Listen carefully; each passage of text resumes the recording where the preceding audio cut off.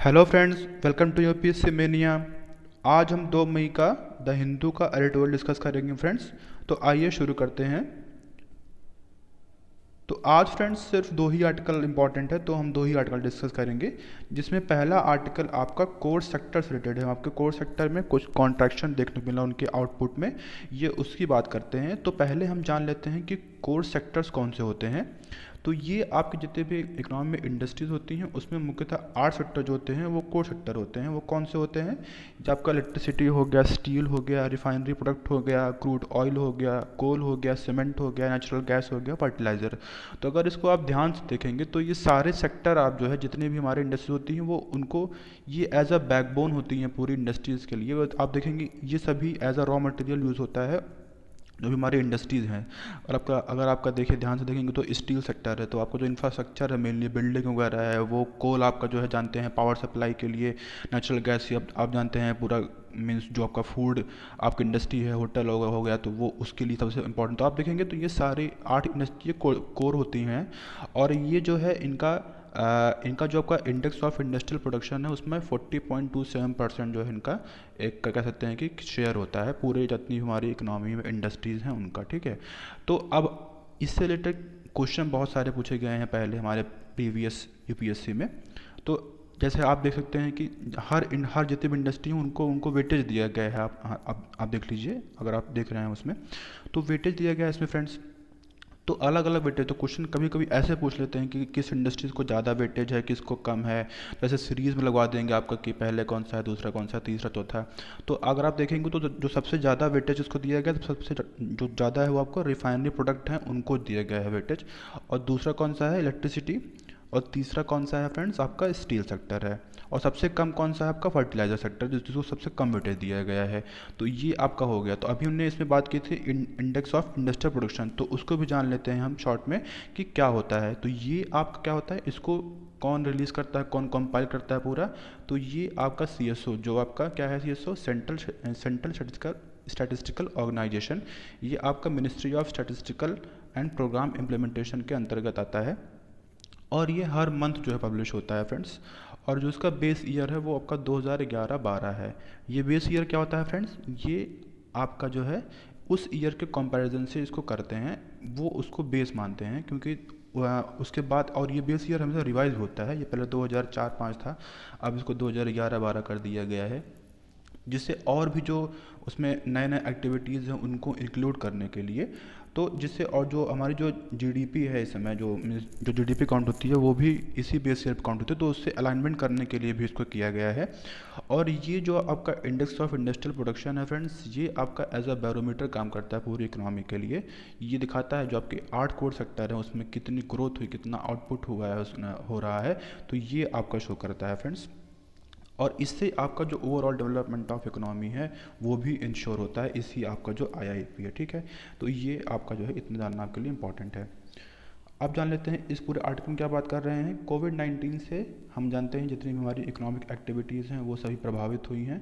तो अगर सारी जो हमारी हमने बात की इकोनॉमिक जो आपके 8 कोर सेक्टर हैं, तो ये स्वाभाविक सी बात है कि ये सब भी प्रभावित हुए होंगे।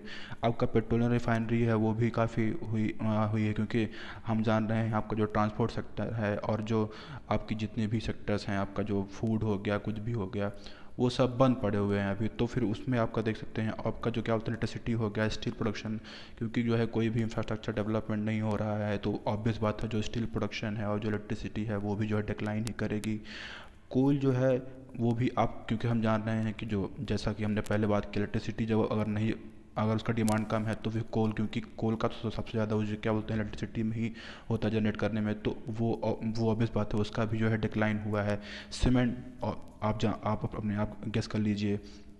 हम बात करें क्रूड ऑयल की, तो क्रूड ऑयल जानते ही हैं पूरे ग्लोबल में जो है, जो अपने ग्लोबली देखेंगे तो उसका प्राइस बहुत कम हो गया है क्योंकि डिमांड बहुत कम हो गई है। तो कुल मिला के इसी के बारे में ये पूरा बात करते हैं आर्टिकल में।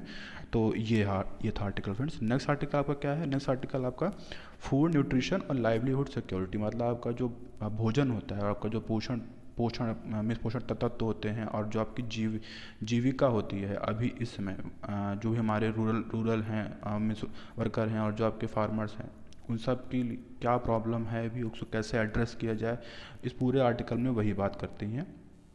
तो ये बात करती हैं इन तीनों को, जो जिसकी हमने बात किया, फूड, न्यूट्रिशन और लाइवलीहुड, इन तीनों को एड्रेस करने के लिए इसको अगर अगर आपको अच्छे से एड्रेस करना है तो जो तीन मुख्य आयाम है इसके उसको जानना ज़रूरी है। अगर उस पर सरकार उनके जो उसमें जुड़े हुए जो प्रॉब्लम है उनको एड्रेस करती है तो जो ये जो जो तीन चीज़ें हैं आपके, फूड, न्यूट्रिशन, लाइवलीहुड, इसको इंश्योर किया जा सकेगा। तो पहला कौन सा आपका डायमेंशन बता रही है? पहला आपका डायमेंशन बता रही हैं availability of food in the market. मतलब क्या है कि मार्केट में कितना फूड अवेलेबल है, और ये जो है आपका फंक्शन किसका होता है? प्रोडक्शन का। मतलब क्या है इसका कि ऑब्वियस बात है कि जितना प्रोडक्शन होगा आपका उतना ही फूड जो है अवेलेबल होगा मार्केट में। तो ये इसकी बात करती हैं। तो आगे क्या बात करती हैं कि और ये मतलब कि जो आपका फूड प्रोडक्शन है 1960s के अराउंड जब आपका हरित क्रांति आई थी उसमें काफ़ी हद तक जो है इसको इंश्योर कर दिया गया था, जिससे काफ़ी बम्पर प्रोडक्शन हुआ था आपका राइस का, आपका वीट का मेनली जो है। तो जो प्रोडक्शन है मेनली तो इससे इंश्योर हो गया था। लेकिन अभी इस समय जब कोविड-19 आया है तो हमने देखा शुरुआत में काफ़ी जो हमारी मेनली जो जितनी भी एक्टिविटीज़ थी उन सबको बंद कर दिया गया था। लेकिन अभी कुछ सरकार ने कुछ एग्जाम्पशन भी दिए हुए हैं, जैसे क्योंकि हार्वेस्टिंग सीजन है तो वो देना लाजमी है। तो लेकिन उसमें कुछ प्रॉब्लम भी आई हैं, जैसे कि लेबर शॉर्टेज, लेबर्स जो है उतने नहीं आ रहे हैं, और बहुत सारे इनपुट जो है जैसे जैसे हमने बात की कि फर्टिलाइज़र्स की जो है कमी आ रही, क्योंकि सब जो इंडस्ट्रीज़ हैं वो बंद पड़ी हुई हैं, क्योंकि सोइंग सीज़न भी आने वाला है तो उसकी बात कर रहे हैं। और क्या बात करें आगे कि जो भी आपका मीन्स इनपुट्स हैं, सीड्स वगैरह हैं, वो काफ़ी काफ़ी एक्सपेंसिव हैं, और या तो फिर जो है क्या बोलते हैं मार्केट में अवेलेबल नहीं है, मार्केटिंग की भी प्रॉब्लम आ रही है, और जो एक सप्लाई चेन है वो भी काफ़ी हो गया है, मतलब काफ़ी ब्रेक डाउन हुआ है उसका, प्रोक्योरमेंट की भी प्रॉब्लम आ रही है उसकी। तो इन सब की बातें जो है ये करती हैं कि इस समय जो है फूड अवेलेबिलिटी में ये सब जो है कारक तत्व हैं जो इसको जो है अफेक्ट कर रहे हैं। दूसरा डायमेंशन क्या बताती हैं कि आपका एक्सेस टू फूड, मतलब फूड किस किस को मिल रहा है, और ये कैसे, ये कौन इंश्योर करता है, ये किसका फंक्शन है? ये आपका परचेजिंग पावर का, आपका जो क्रय क्षमता है वो कितनी है किसी भी पर्सन की, तभी मतलब आपके पास जितने पैसे होंगे तभी तो आप उतना खाना या फिर उतनी चीज़ें आप परचेज़ कर पाएंगे। तो ये इसकी बात करती हैं। और ये सरकार का ये तो खैर सरकार ने अभी एनएफएसए और जो आपका जो नेशनल फूड सिक्योरिटी एक्ट जो 2013 में आया था, और जो आपका पब्लिक डिस्ट्रीब्यूशन सिस्टम है उससे काफ़ी हद तक इंश्योर कर दिया है। लेकिन इसको फर्दर भी इम्प्रूव करना ज़रूरी है। जैसे आपके जो माइक्रो न्यूट्रिएंट्स हैं, आपका जो दाल हो गया, आपका जो ऑयल हो गया, आपका जो मिलेट्स हो गए, उनको भी जो है सरकार को जो है देने चाहिए इन सब माध्यम से, जो आपका पीडीएस हो गया, आपका जो एनएफएसए है, तो जिससे जो भुखमरी की जो है प्रॉब्लम जो है आगे ना आए, और जो न्यूट्रिशन है प्रॉपरली वो भी इंश्योर हो सके। क्योंकि अभी जो आपके आंगनवाड़ी वर्कर हैं और जो अब मिड डे मील स्कीम है सरकार, क्योंकि सारे स्कूल बंद पड़े हुए हैं तो ही बंद पड़ा हुआ, क्योंकि वो सबसे बड़ा सोर्स है जो भी आपके गरीब बच्चे हैं उनकी न्यूट्रिशन को प्रोवाइड करने के लिए। और हम एक जानते हैं कि जो एक लाइफ साइकिल है, अगर हम बच्चों में बात करें कि जो पहले 1000 दिन होते हैं किसी भी बच्चे के लिए, जब वो पैदा होता है तो जो उनका जब दिमाग मस्तिष्क डेवलप होता है तो बहुत इंपॉर्टेंट होता है, तो उस समय उनको न्यूट्रिएंट्स की आवश्यकता ज़्यादा होती है।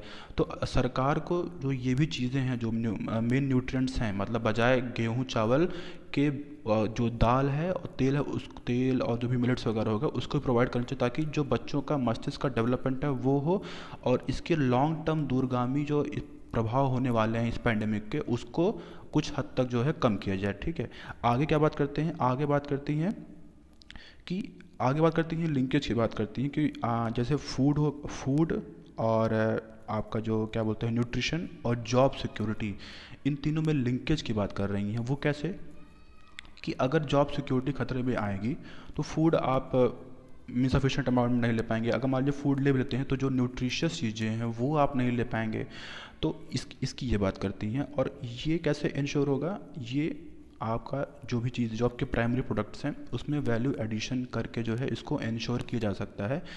तो कैसे किया जा सकता है? आगे कुछ उसके एग्जाम्पल भी दे रहे हैं। जैसे आपका म्यांमार में राइस बायोपार्क, इसको एम एस स्वामीनाथन जी ने जो है प्रपोज किया था। ये क्या होता है फ्रेंड्स? ये जो आपके पैडी क्रॉप्स होती हैं, जो भी आपका रेजिड्यू निकलता है, जो आपका पराली होता है, उसको उसका उसका सही से इस्तेमाल किया जाए, मतलब उसके अलग अलग प्रोडक्ट बनाए जाएँ, जैसे कार्डबोर्ड हो गया, जो चारा वगैरह होता है, भूसी निकलती है, उसका इस्तेमाल किया जाए। मतलब ताकि जो है हमने देखा है कि दिल्ली में जो पराली जब जलती है तो उससे काफ़ी अमाउंट ऑफ पोल्यूशन होता है। तो अगर उसको इस तरह इस्तेमाल किया जाएगा तो एक वैल्यू एडिशन होगा, मतलब उससे अलग अलग सोर्सेज भी होंगे, ताकि जो उससे जुड़े हुए फार्मर हैं उनकी जॉब सिक्योरिटी भी जो है खतरे में ना पड़े, क्योंकि उसको बेचेंगे तो उनका ही फ़ायदा होगा। दूसरा क्या है एग्जांपल दे रहे हैं कि अमूल मॉडल, जो आपका गुजरात में अमूल है, उससे तो काफ़ी हद तक जो है लोगों को जो है लाभ मिला है, अभी भी मिल रहा है।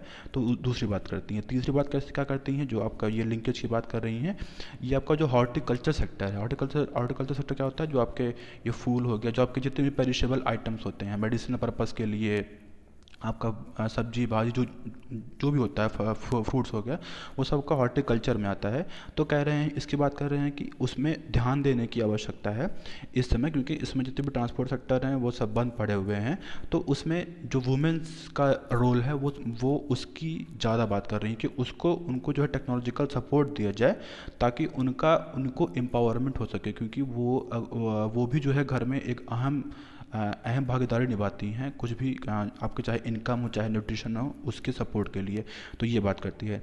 और फिर क्या बात करती हैं कि अगर बात करती हैं आपके स्मॉल मार्जिनल फार्मर हैं, उनकी लाइवलीहुड, जो उनका जीविका है, उसको इंश्योर करने के लिए जो आपका मनरेगा स्कीम है, जो सरकार काफ़ी सालों से चल रही है, तो उसमें उसका जो परिभाषा है उसको चेंज करने की बात कर रही है। जैसे उसमें आपके जो नॉन स्किल्ड हैं और मिस वर्कर हैं उनकी बात करते हैं, लेकिन इसमें बात कर रही है कि उसको स्किल्ड वर्कर को भी उसमें ऐड किया जाए, क्योंकि बहुत सारे काम ऐसे होते हैं जो स्किल्ड वर्कर्स भी जो है करते हैं आपके एग्रीकल्चर सेक्टर में।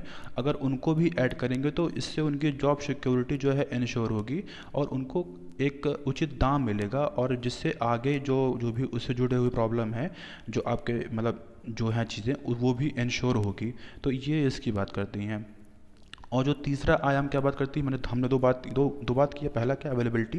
दूसरा क्या बात किया हमने, एक्सेस की बात किया। और तीसरा क्या बात कर रही हैं कि फूड एब्जॉर्प्शन की बात कर रही हैं, कि फूड को भी एब्जॉर्ब, ये ज़रूरी नहीं है कि फूड मतलब आपके पास अवेलेबल हो, अगर आप उसको खरीद पा रहे हैं, अगर वो आपके बॉडी में जो है वो डाइजेस्ट नहीं हो रहा है, तो वो कैसे इंश्योर होगा। वो आपका जो सैनिटेशन है, साफ़ सुथरा में साफ़ सफाई कितनी है, जो पेयजल है वो शुद्ध है कि नहीं, और क्या है जो आपके नॉन फूड फैक्टर, जो आपका पब्लिक हेल्थ सिस्टम है, वो भी रोबस्ट होना चाहिए। क्यों? क्योंकि तभी, मान लीजिए अगर आपका पानी शुद्ध नहीं है, अगर आपका जो है साफ़ सफाई नहीं, तो बीमारियां आपको जो है हो जाएंगी। तो आप कितना भी अच्छा खाना खा लीजिए, तो वो आपको लगेगा नहीं ना। और तो ये इंश्योर करने के लिए जो आपके लोकल गवर्नमेंट है, आपके जो रूरल बॉडीज़, जो आपके अर्बन बॉडीज़ हैं, उन सब का कोऑर्डिनेशन इंपॉर्टेंट है। तभी ये इंश्योर हो सकता है कि जो फूड एब्जॉर्प्शन है, मतलब वो बहुत ही इंपॉर्टेंट है बॉडी में। तो इसकी ये बात कर रही है। नेक्स्ट बात क्या कर रही हैं आगे कह रहे हैं कि हाँ, तो आगे क्या बात कर रहे हैं कि जितनी भी चीज़ें हैं, आपका जो हमने बात किया, आपका एग्रीकल्चर हो गया, न्यूट्रिशन हो गया, हेल्थ हो गया, इन सब का जो लिंकेज है वो बहुत ही ज़रूरी है। क्योंकि अगर ये ज़रूरी नहीं कि सिर्फ क्या बोलते हैं एग्रीकल्चर सेक्टर में उसको वो दिया जाए, न्यूट्रिशन का भी बराबर ध्यान दिया जाए, और जो हेल्थ है लोगों की उसका भी ध्यान दिया जाए। क्योंकि हम जान रहे हैं इस समय कि जैसे पीडीएस को इंश्योर करने के लिए सरकार सरकार जो गेहूँ चावल पर्याप्त मात्रा में दे रही है, लेकिन जो आपके अलग फ्रूट्स हो गए, वेजिटेबल्स हो गए, उसको भी जो है सरकार को पर्याप्त मात्रा में देना चाहिए, और माइक्रो न्यूट्रिएंट्स की जो हमने बात की उसको। और आगे क्या बात करें, ताकि उनका जो फार्मर्स का एक जॉब सिक्योरिटी है वो हो। और जो ये हम जानते हैं कि जो हमारा एग्रीकल्चर सेक्टर वो आपका जॉबलेट है, वो जॉबलेस ना हो, मतलब जॉबलेट टू जॉबलेस ना हो।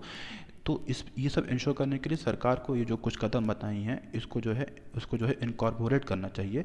आगे क्या बात करती हैं, आगे बात करती हैं कि ये ऐसा समय कोई मतलब बहुत बड़ा समय, बहुत खतरे वाले का समय नहीं है, जैसा आपका 1960 में था, जब आपका ग्रीन रेवोल्यूशन आया था।